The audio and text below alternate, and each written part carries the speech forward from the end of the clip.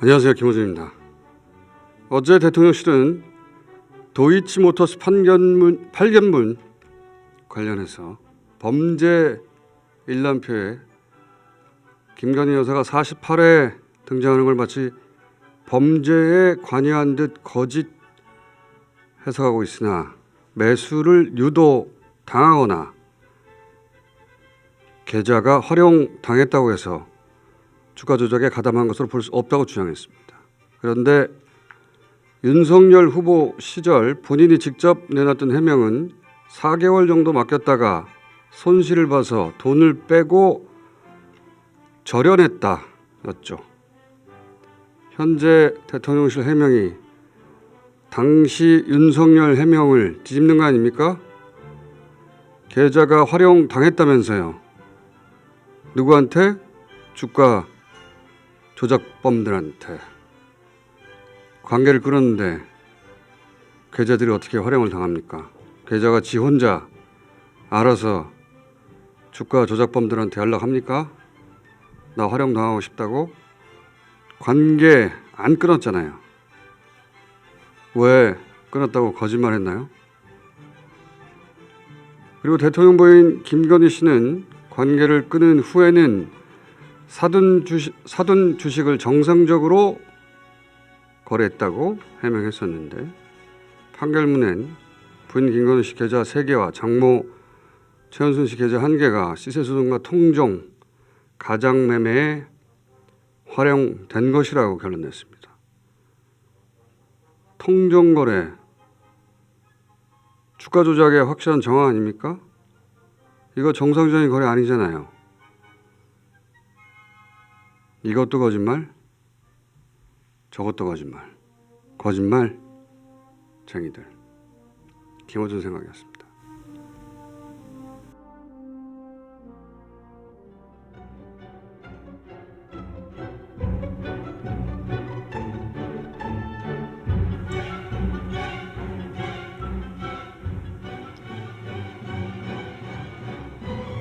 겸손은 힘들다 류멜입니다. 저희가 스튜디오가 경험해 볼 수 있는 모든 종류의 오류를 다 겪고 있는데 어제 문제는 휴먼 에러가 아니라 건물 문제였어요. 건물의 전기 문제였던 걸로 네. 결론이 났는데 자, 그래서 모든 문제를 모조리 다 해결해 가는 중입니다. 윤석열 후보 시절에 뭐라고 해명했었냐면 전문가라고 해서 맡겼더니 손해만 봐서 4개월 만에 절연했다. 그러니까 5월 이후는 절연했다는 거죠. 근데 판결문에는 관계를 끊기는커녕 1, 2차 모두 등장하는 계좌는 부인 그리고 장모 계좌밖에 없다고 돼 있습니다. 관계를 끊은 게 아니라 가장 오래 관계를 맺은 것이고 그게 아니라면 계좌가 스스로 연락하는 수밖에 없어요. 나 외롭다. 나 좀 끼워주라. 계좌가 돈 좀 벌고 싶다. 그럴 리가 없잖아요. 대통령실에서는 이걸 활용당했다 이렇게 표현했거든요.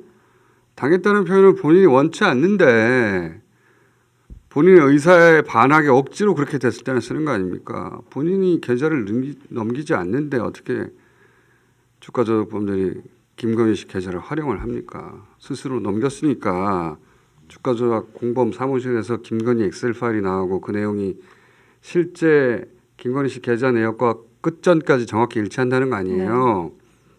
특히 이제 시민보 기자 이 사안을 3년간 추적한 시민보 기자 취재에 따르면 저는 이 대목이 정말 중요한데 잘 알려지지 않은 건데 거래를 하고 나서 그 거래 내역을 엑셀로 정리한 게 아니에요.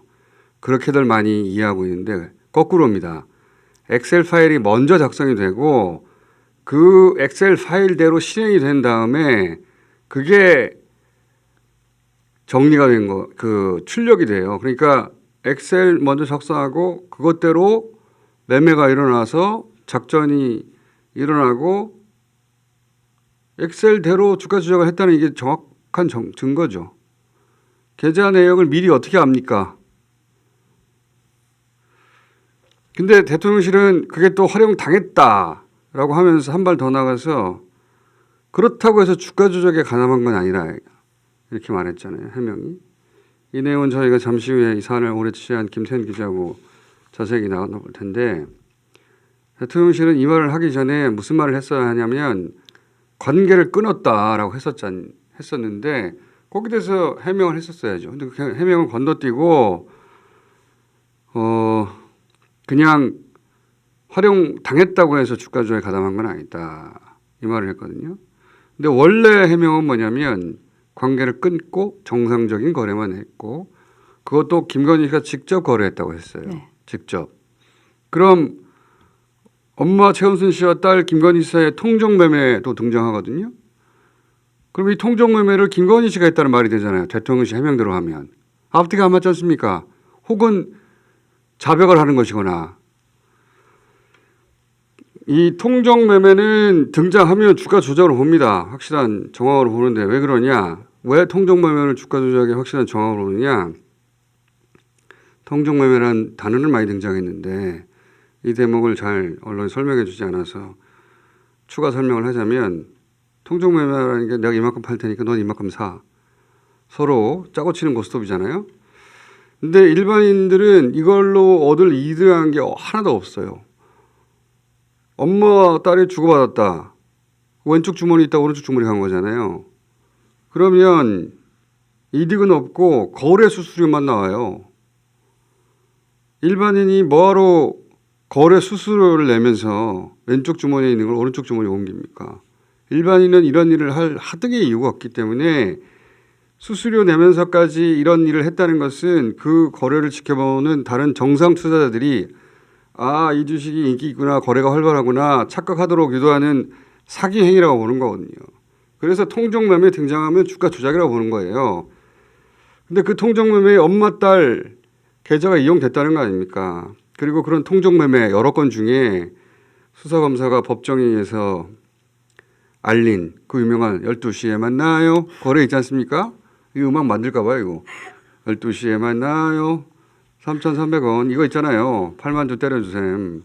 그거는 김건희 씨가 직접 전화 주문했다고 수사검사가 법정에서 밝혔잖아요. 통정거래 직접 했다. 이거 어떻게 활용 당한 겁니까? 그때 무슨 인질로 협박당해서 옆에서